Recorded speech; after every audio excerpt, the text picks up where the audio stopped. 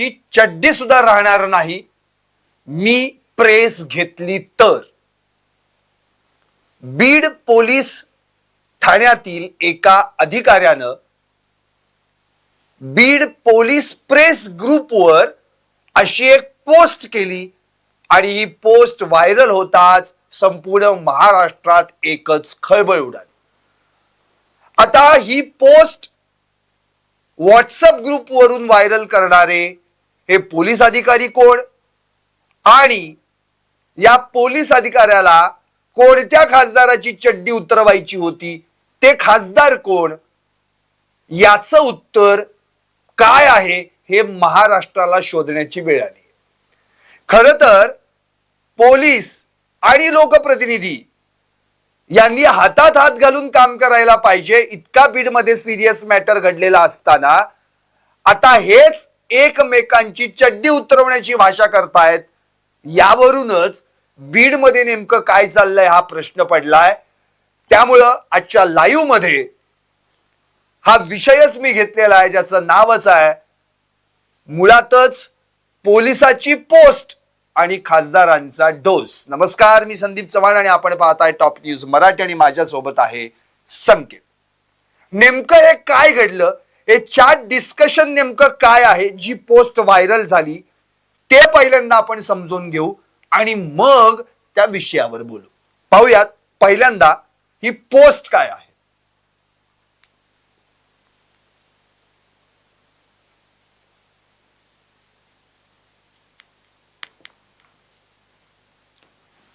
तुम्हाला आता स्क्रीनवर ही पोस्ट दिसते.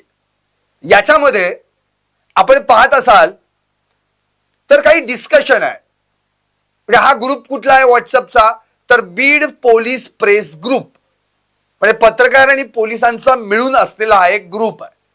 या ग्रुपवर पत्रकार आणि पोलीस यांच्यात संवाद चालू आहे. शनिवारी म्हणजे काल सायंकाळी ही पोस्ट करण्यात आली. संकेत, ही पोस्ट कोणी केली आणि काय संवाद होता हे आपण आपल्या प्रेक्षकांना ऐकूयात. कोणी पहिल्यांदा चॅट केलेला आहे, कोणी पोस्ट टाकलेली.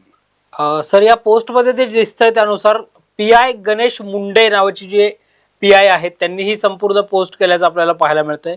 या खासदाराची चड्डी सुद्धा जागेवर राहणार नाही जर मी प्रेस घेतली तर, असं हे म्हटल्याचं पाहायला मिळालं. त्यानंतर जर आपण पाहिलं तर याला अर्थातच हा प्रेस ग्रुप असल्यामुळे बीड रिपोर्टर नावाचा जो त्या ठिकाणचा रिपोर्टर आहे या चॅट मध्येही आपल्याला दिसतंय की त्यांनी असं विचारलं की नेमके कोणते खासदार, त्यांनी असं म्हटलंय कोणते खासदार आणि क्वेश्चन मार्क. त्याच्यावर पुन्हा हे गणेश मुंडे असं म्हटलेले आहेत की समजने वालों को इशारा काफी. त्यानंतर अभिजित नकाते नावाचे जे बीड मधले पत्रकार असतील त्यांनी पुन्हा त्या ग्रुपवर असं विचारलेलं आहे की सांगा, म्हणजे त्यांच्या बोलण्याचा रोख हा नाव सांगा, अशाच आशयाने असू शकतो. मग पुन्हा जो हा बीड रिपोर्टर आहे या बीड रिपोर्टरने PI गणेश मुंडे याला टॅग करून त्याला मेन्शन करून जे आहे ते पुन्हा काहीतरी मेसेज केल्याचं पाहायला मिळतोय. हा चार्ट थोडासा अपूर्ण अवस्थेत असल्यामुळे खालचे मेसेज जे आहेत ते आपल्याला दिसत नाहीये. नक्कीच. आता यानंतर काय घडलं हे पण पाहणं गरजेचं आहे. थोड्या वेळानंतर जेव्हा पत्रकारांनी समजने वाले को इशारा काफी है हा जो गणेश मुंडे या सहाय्यक पोलीस निरीक्षकांचा जो काही चॅट आहे तो टॅग केला, त्यानंतर गणेश मुंडेंनी ही पोस्ट डिलीट केली. तो देखील तुम्हाला मी या ठिकाणी पोस्ट ती दाखवणार आहे. आपले PCR या ठिकाणी ती पोस्ट दाखवतील. आता तुम्ही ती स्क्रीनवर बघताय. ती डिलीट केली आणि त्यानंतर काय घडलं तर त्यानंतर स्थानिक गुन्हे शाखेचे पोलीस निरीक्षक उस्मान शेख जे या पोस्टमध्ये वरिष्ठ अधिकारी आहेत त्यांनी गणेश मुंडे यांना या ग्रुपमधूनच रिमूव्ह केलं. आता हे सगळं प्रकरण घडलं तर याच्याही मुळाशी काहीतरी असलं पाहिजे. कारण की गणेश मुंडेंनी अशी पोस्ट का केली, गणेश मुंडेंनी कोणत्याही खासदाराचं नाव न घेता थेट तर त्या खासदाराची चड्डी सुद्धा राहणार नाही मी प्रेस घेतली तर असं बिनधास्त विधान का केलं. कारण की तुमचा केवळ पोलिसांचा ग्रुप नाहीये हा, यामध्ये पत्रकार देखील आहेत. त्यामुळे साहजिकच पत्रकारांनी याबाबत तुम्हाला विचारणा केली आहे. त्यावर तुम्ही समजने वाले को इशारा काफी असं म्हणताय, याचा अर्थ कुणाला समजवायचंय, त्या ग्रुपमध्ये पत्रकार आणि पोलीस एवढेच आहेत, याच्या व्यतिरिक्त कोणीही नाही. मग तुम्हाला कुठल्या वेगळ्या अधिकाऱ्यालाही सांगायचंय का कुठल्या पत्रकारालाही सुनावायचंय, नेमकं काय करायचंय? संकेत, आता मला एवढाच प्रश्न तुला विचारायचा आहे की जेव्हा यांनी ही पोस्ट केली त्या काळामध्ये जे काही पुढे जे काही आपल्याला चॅट दिसत नाहीयेत त्याच्यावर देखील बरंच काही संभाषण झालं असणार आहे. पण त्या ठिकाणी स्थानिक गुन्हे शाखेचे वरिष्ठ पोलीस निरीक्षक उस्मान शेख यांनी तात्काळ त्या ठिकाणी त्यांना ती पोस्ट डिलीट करायला लावली असावी असं मला वाटतं. गणेश मुंडेंनी जर पोस्ट केले तर ते डिलीट कशाला करतील? कारण की तुम्ही जर थेट तुमच्या मनातली भूमिका मांडलेली आहे तर तुम्ही डिलीट कशाला कराल? याचा अर्थ वरिष्ठांनी तुम्हाला ते सांगितलं असावं आणि नंतर वरिष्ठांचा तुम्हाला फोन केला असेल आणि शेवटी तुम्हाला रिमूव्ह केला असेल.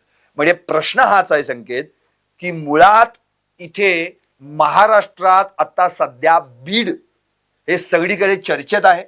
बीडमध्ये संतोष देशमुख हत्या प्रकरणात जे काही आरोपी फरार आहेत ते आता एक एक करून सापडले जात आहेत. त्यात अजूनही एक फरार आहे, त्याला शोधणं, यामध्ये पोलिसांनी जास्त लक्ष घालणं हे राहिलं बाजूलाच. बीडच्या अब्रूची लक्तरवेशीवर टांगली जात आहेत या गुन्हेगारींमुळं, या राजकीय दबावामुळं. आणि हे असं चालू असताना इकडं पोलीस अधिकारी आणि लोकप्रतिनिधी एकमेकांची चड्डी उतरवण्याची भाषा करतायत. बर मग तू प्रेस घेच, मग मी पण दाखवतो की आतापर्यंत तुम्ही पोस्टिंग घेताना कुणाची मेहरबानी तुमच्यावर झाली आहे 2 दिवसात कळवतो असा ढोस देखील त्या लोकप्रतिनिधी द्यावा. याचा अर्थ तुमचंच भांडण चालू आहे तर सर्वसामान्य माणसाला तुम्ही कोणता न्याय देणार? म्हणून संकेत, मला तुला आज प्रश्न विचारायचा आहे, ज्यांनी संतोष देशमुख हत्या प्रकरणात दिल्लीत आवाज उठवला ते खासदार बीडचे बजरंग सोनावणे यांनी देखील या प्रकरणात उडी घेतली आहे का? तुला काय वाटतंय, नेमकं काय घडलंय? बजरंग सोनवणे सर आज पुण्यामध्ये होते. पुण्यात जो जनआक्रोश मोर्चा होता या संतोष देशमुख आणि सोमनाथ सूर्यवंशी यांच्या कुटुंबियांना न्याय मिळावा या मागणीसाठी जो सर्वपक्षीय आणि सर्वधर्मीय मोर्चा होता, त्या मोर्चाच्या अनुषंगाने खासदार बजरंग सोनवणे पुण्यामध्ये होते. आणि जेव्हा त्यांना या संदर्भातला प्रश्न विचारला गेला तेव्हा त्यांनी देखील मग या अधिकाऱ्याला त्यांनी थेट चॅलेंज देत असं म्हटलेलं आहे की जो अधिकारी म्हणाला आहे पत्रकार परिषद घेऊन माझी चड्डी जी आहे ती राहणार नाही, माझी त्यांना विनंती आहे तुम्ही एकदा प्रेस घ्या, मग तुमचं पोस्टिंग कधी कधी कुठे झालं असं मी जे आहे ते पुढच्या 2 तासामध्ये उघडकीस आणेन असं बजरंग सोनवणे जे आहेत ते म्हटल्याचं पाहायला मिळालं. एकंदरीतच या प्रकरणामध्ये आता गणेश सोनवणे वर्सेस बजरंग सोनवणे असा कुठेतरी हा सगळ्या या व्हॉट्सअप चॅटमुळे वाद होताना आपल्याला पाहायला मिळतो. नक्कीच. आणि मुळात खरं म्हणजे एकतर गणेश मुंडे आणि बजरंग सोनवणे हे दोघेही त्या क्षेत्रातले उच्च पदस्थ आहेत. म्हणजे गणेश मुंडे देखील अधिकारी आहेत, पोलीस अधिकारी, बजरंग सोनवणे बीडचे खासदार आहेत. तर या असल्या गोष्टी ओपन करून तुम्ही लोकांमध्ये एक वेगळाच संदेश देताय. कारण की मुळातच तुमच्या या सगळ्या प्रकरणामुळे फायदा घेतला जातोय तो इतर लोकांकडून. जो राजकीय दबाव तुमच्यावर टाकला जातोय किंवा आता सर्वसामान्यांची जर आता आपण विचारणा केली तर संतोष देशमुख हत्या प्रकरणात अजूनही तिकडे कृष्णा आंधळे नावाचा आरोपी फरार आहे. तुम्ही बाकी सगळ्यांना पकडले असं म्हणताय, पण त्याच्या आधी जो त्यातला मेन मास्टर माइंड आपण ज्याला म्हणतो वाल्मिक कराड, हा तर तुम्हाला शरण आलेला आहे. त्याच्यावर बजरंग सोनवणे देखील आज भाष्य केलेलं आहे. तो सरेंडर आला का भेटायला आणला गेला याचं देखील उत्तर शोधलं पाहिजे. आणि इव्हन SIT वर देखील त्यांनी आरोप काही केलेले आहेत की ही जी SIT नेमण्यात आलेली आहे त्यातले जे अधिकारी आहेत, हे जे अधिकारी आहेत यांची देखील भूमिका तपासायला पाहिजे. सालगडी असल्यासारखे यांना या ठिकाणी नेमण्यात आलंय, यांना कुणी खुर्चीवर बसवलंय हे देखील तपासायला पाहिजे. म्हणजे बजरंग सोनवणेंचा रोग जो आहे तो पोलिसांकडे आहे.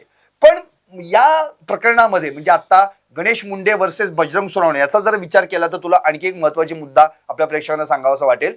का केली पोस्ट ही पोस्ट का करण्यात आली गणेश मुंडेंकडून? तर त्याच्या आधी वेगळं घडलेलं आहे. या ठिकाणी गणेश मुंडे म्हणजे सहाय्यक पोलीस निरीक्षक आणि सहाय्यक पोलीस निरीक्षक दहीफळे म्हणून या दोघांच्याही कॉल रेकॉर्डची तपासणी करायला हवी असं बजरंग सोनवणे यांनी काही दिवसांपूर्वी म्हटलं होतं. आणि मानवाधिकार आयोगाकडे देखील त्यांनी तक्रार केली होती. कदाचित त्याचाच राग यांनी आता गणेश मुंडेंनी या पोस्टच्या माध्यमातून बाहेर काढला असावा.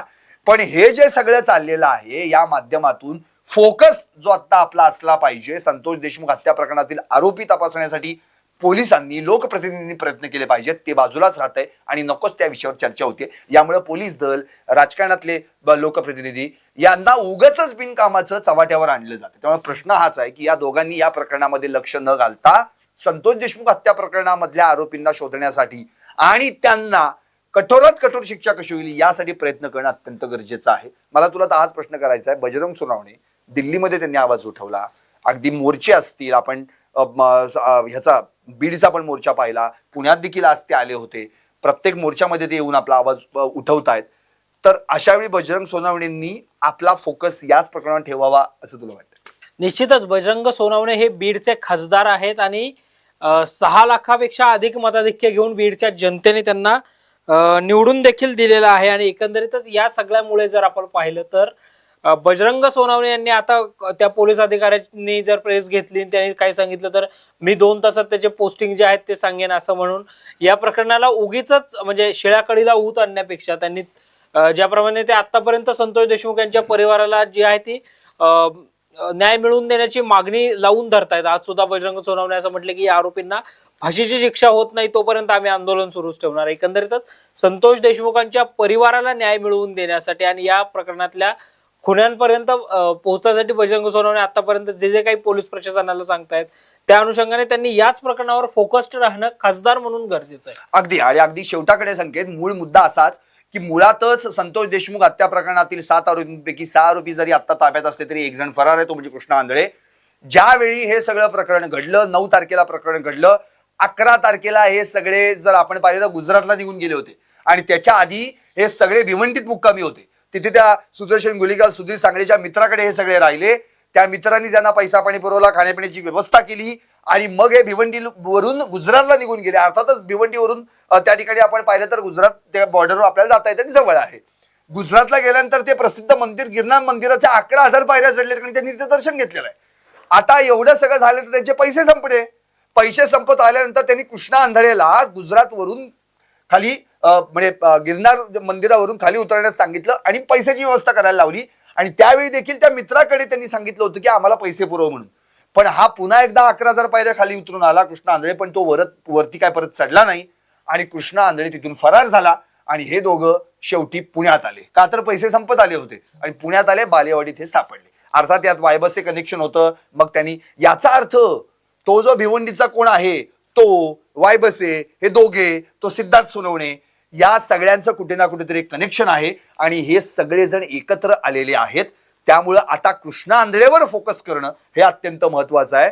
एकमेकांची उणीधुणी काढण्यापेक्षा, चड्डीत राहणार नाही चड्डी काढू या असल्या भाषा काढण्यापेक्षा, किंवा 2 दिवस दे मला तू प्रेस घेच, कुणाची पोस्टिंग कुणाच्या मेहरबानीने झाली असली काही उत्तर देण्यापेक्षा तुमच्याकडचे जे अधिकार आहेत ते अधिकार चांगल्या ठिकाणी वापरा. आतापर्यंत बजरंग सोनवणेंनी या तपास कामात खूप चांगल्या पद्धतीने आवाज उठवलेला आहे.